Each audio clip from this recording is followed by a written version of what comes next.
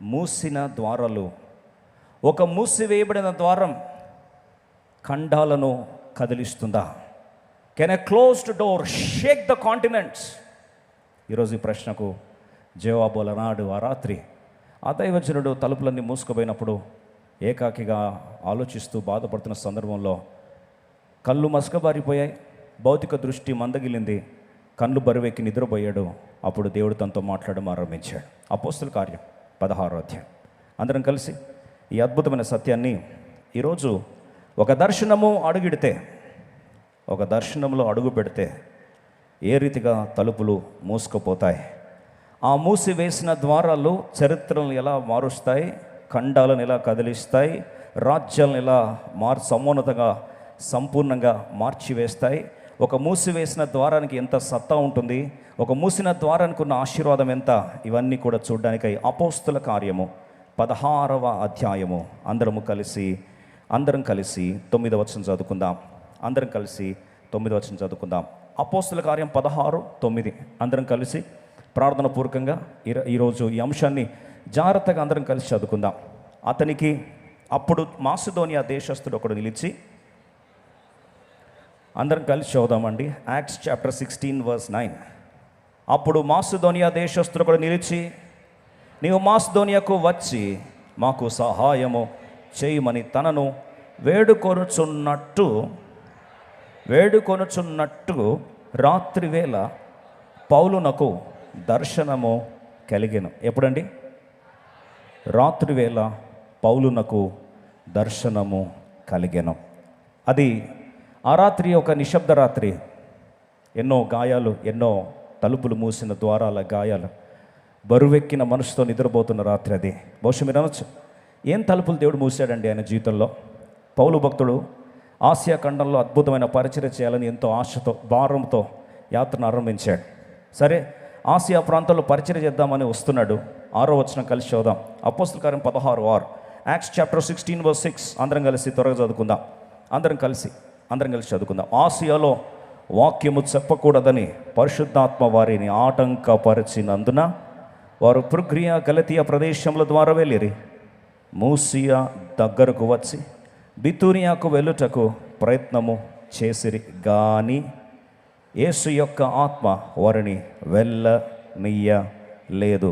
అంతటా వారు మూసియాను దాటిపోయి త్రోయకు వచ్చిరి. ఇక్కడ స్పష్టంగా 2 ప్రాంతాలు గుర్తు చేస్తున్నాడు.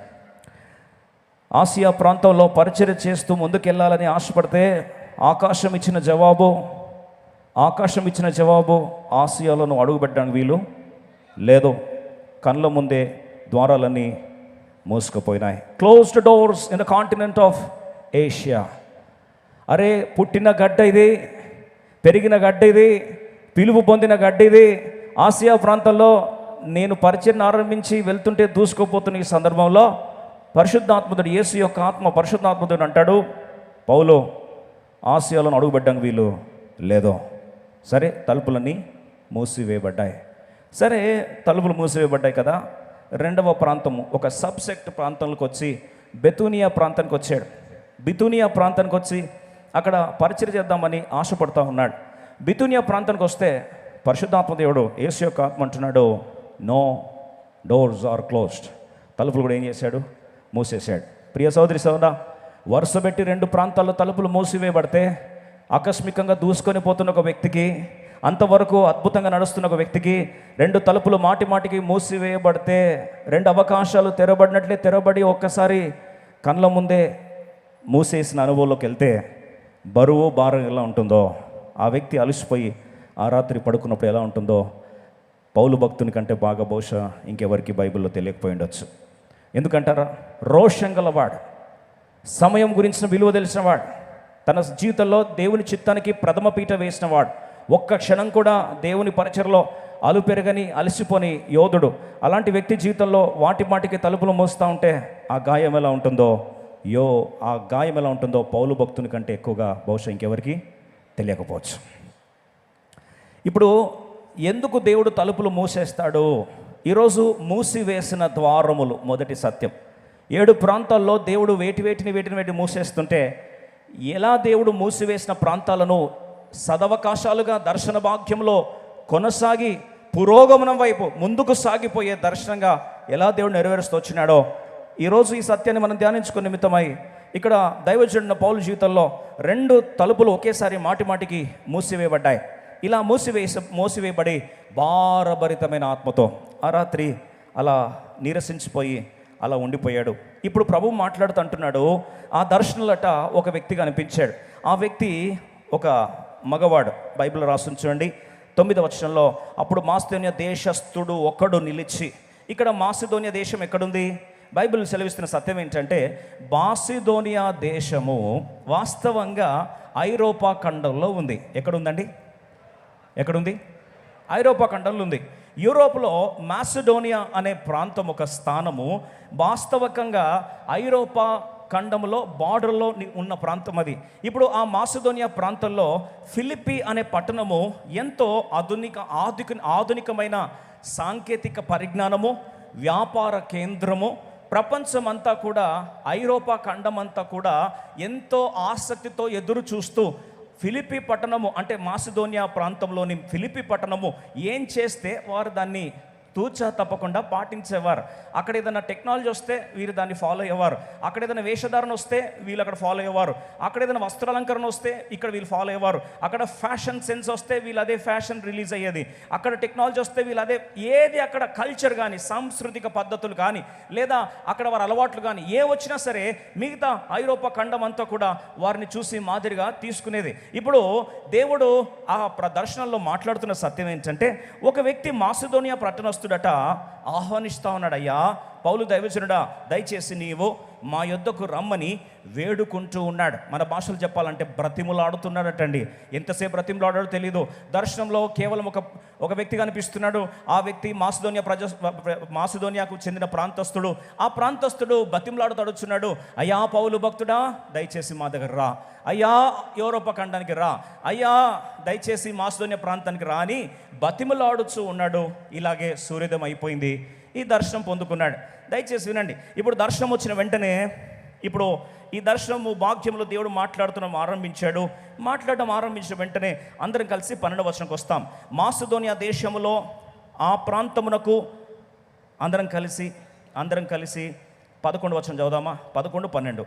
కాబట్టి మేము త్రోయను విడిచి ఓడ ఎక్కి తిన్నగా సమోత్రాకేకును మరునాడు నియాపోలిస్ అక్కడ నుండి ఫిలిప్పికిని వచ్చితిమి. 12వ వచనం. మాసిదోనియాలో దేశంలో ఈ ఫిలిప్పు ప్రాంతమునకు అది ముఖ్య పట్టణమును రోమీల ప్రవాస స్థానమునై ఉన్నది.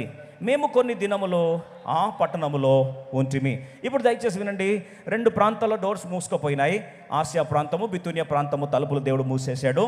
ఇక్కడ తలుపులు మూసేసిన కారణాన్ని బట్టి దర్శనము స్పష్టంగా యూరోపా ఖండంలో మాసిదోనియా ప్రాంతంలో ముఖ్యంగా రోమిలు ప్రవాస స్థానం అంటే రోమిలందరూ వచ్చి సెటిలర్స్గా ఉన్న most advanced culturally advanced Roman కంట్రోల్లో ఉన్న ఆ ఫిలిప్పి పట్టణం దగ్గరకు వచ్చి వీళ్ళు ఏం చేశారు? ఆగిపోయారు. దయచేసి ఈ సందర్భంలో ఒక వాస్తవ సత్యాన్ని మీకు జ్ఞాపకం చేయాలని ఆశపడుతున్నాను. దయచేసి గమనించండి. ఆ రోజు కానీ తలుపులు మూసివేయబడకపోయి ఉంటే మాటికి తలుపులు 2 కానీ మూసుకోకపోయి ఉంటే ఈరోజు ఒక్కసారి చరిత్ర ఫ్లాష్ బ్యాక్ వెళ్తే ఆ మాసిదోనియా పట్టణం ఎక్కడుంది తెలుసా? ఐరోపా ఖండంలో ఉంది. ఐరోపా ఖండంలో మొట్టమొదటిగా సువార్తను తీసుకెళ్ళింది ఎవరు తెలుసా? పౌలు భక్తుడు, శీలలు. పౌల్ అండ్ సైలస్ వాళ్ళు సువార్తను తీసుకెళ్ళి ఐరోపా పట్టణం అంతటికి ఏం చేశారు? సువార్తను అందించారు. ఈరోజు యూరోప్ కాంటినెంట్ చూస్తే మోర్ దాన్ 75%, 75% కంటే ఎక్కువ అందరు ఎవరండి? క్రైస్తవులే. చెప్పాల్సిన అవసరం లేదు. చూడండి, ఒక వ్యక్తి జీవితంలో తలుపులు మూస్తే ఒక మూసిన తలుపుకు ఎంత శక్తి ఉందంటే ఖండాన్ని ఏం చేసిందండి? గట్టి చెప్పాలి, మార్చేసింది. అందుకొరకే ఒక మూసిన ద్వారము ఖండాన్ని మార్చగలదా? అడుగుతున్నా. నీ జీవితంలో ఒక మూసిన తలుపు ఖండాన్ని కదిలించగలదా? ఎంతమంది మాట ఏకీపిస్తున్నారు? దేవుడి మాట నెరవేర్చునుగాక. One closed city shook the continent of Europa ఖండాన్ని షేక్ చేసి పారేసింది ఒక్క మూసిన తలుపు. ఈరోజు ఎవరి జీవితంలో ఏ తలుపులు మూసివేయబడ్డాయో, ఏ మూసివేసిన తలుపు నీ కన్నిటి కారణమైందో ఈరోజు దేవుడు నేరుగా ఉద్దేశించి మాట్లాడుతూ ఉన్నాడు. నా జీవితంలో ఎందుకండి తలుపులు మూసివేయబడ్డాయి? కొన్ని బంధాలు మూసివేయబడ్డాయి, కొన్ని అవకాశాలు మూసివేయబడ్డాయి, కొన్ని వ్యాపారాలు మూసివేయబడ్డాయి, కొన్ని పరిచయ అవకాశాలు దేవుడు మూసేసాడు. అదేంటో బాగా సెటిల్ అయి కంఫర్టబుల్ అనుకుంటే ఈ తలుపులు ఎందుకు మూసేస్తున్నాడు దేవుడని గాయపడి భారముతో ఏడుస్తూ రోజు దేవుని మందిరికి వస్తుంటే లైవ్లో ట్యూన్ అయి ఉంటే మరొకసారి జ్ఞాపకం చేస్తున్నా, ఒక మూసిన ద్వారం ఒక ఖండాన్ని కదిలిస్తుందా అంటే ఎస్, ఖండాన్ని షేక్ చేసింది. ప్రపంచ చరిత్రను ఏం చేసింది? మార్చేసింది. Yes, one closed door changed continent. మీరు అనొచ్చు ఎట్లా మార్చిందండి? వాళ్ళు వచ్చారు, సువార్త పరిచయం చేస్తున్నారు, ఫిలిప్పీ పట్టణంలో అనేకులు రక్షించబడుతూ వచ్చి ఎలా రక్షించబడ్డారో మనం చూస్తాం. అలాంటి పరిచయలో దేవుడు ఎవరిని వాడుకున్నాడో కొంత త్వరలో చూస్తాం. ఇప్పుడు ఆ పట్టణం నుంచి దావానంలాగా పరిచయం వ్యాపించింది, ఎక్స్ప్లోషన్ జరిగింది, ఎర్త్క్వేక్ లాగా దావానంలాగా సువార్త ఐరోపా ఖండం అంతటి స్ప్రెడ్ అయింది. తత్ఫలితంగా అందరూ యేసుక్రీస్తుని విశ్వాసం ఉంచడం ఆరంభించారు. దానికంటే ముందు భయంకరమైన విగ్రహారాధన, మాంత్రిక శక్తులు, శూద్ర శక్తులు ఆ ప్రాంతంలో నగ్నంగా విగ్రహారాధన చేస్తూ వారి శరీరాన్ని అమ్ముకుంటున్న ప్రాంతం అది. వాస్తవంగా చూస్తే ఆకల్ట్ ప్రాక్టీసెస్ హీనమైన స్థితిలో, ఒక మాటలో చెప్పాలంటే అతి భయంకరమైన విగ్రహానికి పుట్టిని లేదని ఉందంటే అది ఐరోపా ఖండం. అలాంటి ఖండం అంతా ఒక్కసారి ప్రక్షాళన జరిగింది, శుద్ధి చేయబడ్డారు. అది శుద్ధి చేయబడ్డం మాత్రమే కాదు, వారందరూ కూడా రక్షించబడి ఇప్పుడు ప్రపంచ సువార్త ఉద్యమంలో అత్యధికంగా సువార్థికులు, మ్యాక్సిమం మిషనరీస్ ఎక్కడన్నా పుట్టారో, తర్ఫీదు చెందారో, ప్రపంచాన్ని మార్చడానికి ఒక బయలుదేరిన మిషనరీలు ఉన్నారంటే ఎక్కడ పుట్టిన వాళ్ళండి వాళ్ళంతా? మ్యాక్సిమం ఎక్కడ పుట్టారు? ఐరోపా ఖండంలోనూ పుట్టారు. అది సరిపోదన్నట్లు వారు రక్షించబడడం ద్వారా రక్షణ సువార్త వారి ఎడ్యుకేషన్ సిస్టమ్ని మార్చేసింది, వారి టెక్నాలజీని మార్చేసింది, వారి బిజినెస్ సిస్టమ్స్ని మార్చేసింది, ఫెయిర్ పాలసీ సిస్టమ్స్ని తీసుకొచ్చారు. ఎడ్యుకేషన్ సిస్టమ్ ఎంతగా మార్చబడిందంటే బహుశా మనందరూ తెలుసు, యూనివర్సిటీ ఆఫ్ ఆక్స్ఫర్డ్ యూనివర్సిటీ కానీ, ప్యారిస్ యూనివర్సిటీ కానీ, ఈ రీతిగా చాలా యూనివర్సిటీస్ అన్నీ కూడా క్రైస్తవ పరిచర్య యొక్క ప్రభావాన్ని బట్టి ఆ యూనివర్సిటీస్ ఏమైనాయి? స్థాపించబడ్డాయి. అక్కడ నుంచి టెక్నాలజీ అంతా ప్రపంచాన్ని ఏం చేసింది? ప్రభావితం చేసింది. ఇది సరిపోతున్నట్లు ఇంకొక అద్భుతమైన సత్యం ఏంటంటే, ఐరోపా ఖండంలో రక్షించబడి ఎప్పుడైతే వారి యొక్క ఆత్మీయ జీవితాలు మార్చబడ్డాయో, భౌతిక జీవితాలు కూడా మార్చబడి, బిజినెస్లు మార్చబడ్డాయి, టెక్నాలజీ మార్చబడింది. టోటల్గా ఐరోపా ఖండము, ఒక మాటలో చెప్పాలంటే ఖండం అంతా ప్రభావితమై ప్రపంచ నలుదిశలు సువార్త ఉద్యమాన్ని వ్యాప్తి చెందడానికి, అనేకులు రక్షించబడి వారి జీవితాలు మార్చబడ్డానికి ఒక్క మూసిన ద్వారము ఒక ఖండాన్ని ఏం చేసిందండి? మార్చేసింది. మనలో చాలాసార్లు ఈరోజు ఆలోచిస్తూ, అదేంటండి మంచిగా సాగుతున్న నా యొక్క అవకాశాలన్నీ కూడా దేవుడు మూసేస్తాడా? ఇది అన్యాయం కాదా? ఇది శాడిజం కాదా? దేవుడు అనేవాడు ఉంటే ఇలాంటి తప్పు చేయొద్దు కదా? అదేంటో పోయి నేను దేవుని దర్శనంలో అడుగుపెట్టిన మరుసటి రోజు దరిద్రాలు చుట్టుకొని నా ఎంబడో చన్ని మూసుకుపోయి నన్ను ఏడుస్తున్నట్లయితే సత్యం తెలియదు కాబట్టి నువ్వు కలవరపరచబడుతున్నావు. వాస్తవ సత్యం ఏంటంటే, దర్శనంలో మొదటి సైన్ ఏంటంటే ద్వారాలు ఏమవుతాయి? బిగ్గర చెప్పాలి. అలా మూసివేయబడకపోయింటే సువార్త ఆసియా ఖండంలోనే ఉండిపోయేది. విషాదం ఏంటంటే ఐరోపా ఖండానికి ఎప్పటికీ పోయేది కాదు. ఐరోపా ఖండం యేసు ప్రభు సువార్త చేత అలంకరించబడేవారు కాదు. ఒక మాటలో చెప్పాలంటే ఇన్ని అద్భుతమైన సాంకేతిక పరిజ్ఞానాలు కానీ, సైంటిఫిక్ ఎక్స్ప్లోషన్ కానీ, డెవలప్మెంటల్ ఎక్స్ప్లోషన్ కానీ, కల్చరల్ ఎక్స్ప్లోషన్ కానీ, బైబిల్ తర్జుమాలు చేసింది స్టార్ట్ చేసింది ఎక్కడ తెలుసా? ఐరోపా ఖండంలోనే. వాస్తవంగా బైబిల్ తర్జుమా చేయడం మాత్రమే కాదు, మిషనరీలను పుట్టించింది కూడా ఫస్ట్ ఐరోపా ఖండం. ఈ రీతిగా ఒక మాటలో చెప్పాలి, ఇవన్నీ కూడా స్తంభించబడి పోయేవి. అందుకొరకే దయచేసి గమనించండి, closed doors are not the ends of direction, they are the beginning of divine redirection. అందుకొరకే మూసివేసిన ద్వారాలు నీ జీవితంలో అంతములు కావు. మూసివేసిన ద్వారాలు నీ భవిష్యత్తు గమ్యస్థానాలకు దిశ నిర్దేశనలను మరొకసారి దేవుని సేవకునిగా జ్ఞాపకం చేస్తున్నా. అందుకొరకే ఎప్పుడైతే పౌలు భక్తుని జీవితంలో, అయ్యా నీ జీవితంలో దర్శనంలో బెస్ట్ ఎన్కౌంటర్ ఏది అంటే ఆయన అంటాడు, దేవుడు కొన్ని ద్వారాలు ఏం చేశాడు? మూసేస్తున్నాడు. ఈరోజు నీ జీవితంలో కొన్ని ద్వారాలు మూసుకుపోయినా బాధపడుతూ వచ్చావా? కొన్ని రిజెక్షన్లు గాయంగా అనిపించిందా?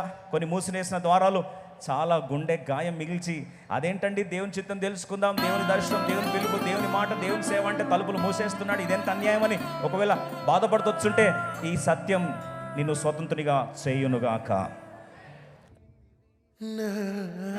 నే తెరుచు తలుపులు అన్నీ తరచుగా మూసితివి, కోపించి పగనుంచిన యేసు నిలిచితివి.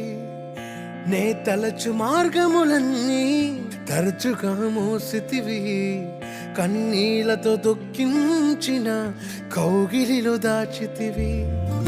మూయుటకు కారణం నీ మూర్ఖునికి తెలిసినదే, అడిగిన దానికంటే అధికమే పొంది తినే. మూయుటకు కారణం ఇప్పుడే తెలిసినదే, అడిగిన దానికంటే ఎక్కువే పొంది తినే. చిన్న చిన్న ఆశలన్నీ